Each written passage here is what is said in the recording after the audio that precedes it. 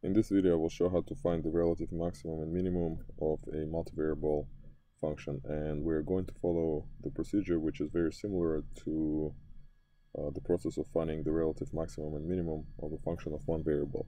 So we start off by finding the partial derivatives, first with respect to x.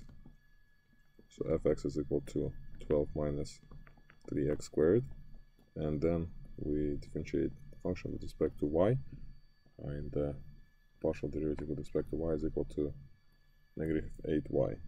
Next, we find the mixed derivatives, or the second order derivatives, and first let's find fxx, which is the derivative of fx with respect to x, so it's negative 6x.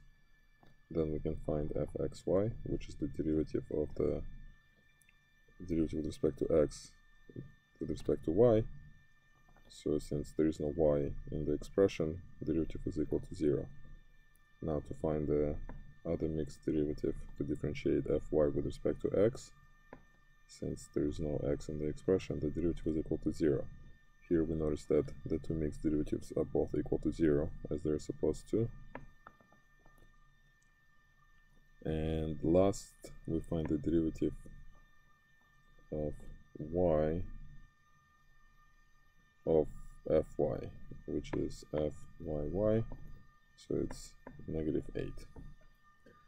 Now we set up and solve the system of equations where the two partial derivatives are set equal to 0 to find the critical points. So solving this equation, we obtain the following solutions. X could be 2 or negative 2, y is 0. So we get two critical points, negative 2, 0, and 2, 0. Now, next we compute the d value, which is given by this formula. So it's negative 6x times negative 8 minus 0 times 0, so it's 48x.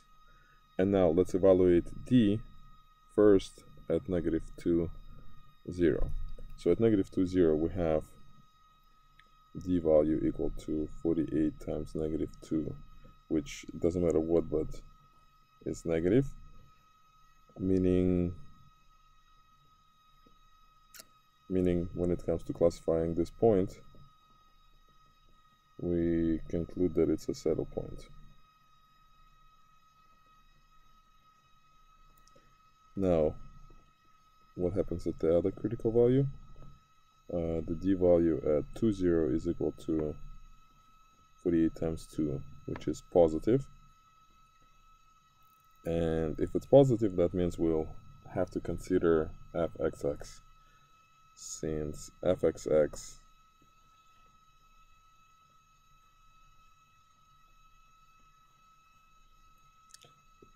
what's fxx? Fxx is negative 6x, but at 2, 0 it's negative 6 times 2, so it is negative 12, which is negative. Since fxx is negative, we conclude that the critical point 2, 0 is a relative maximum.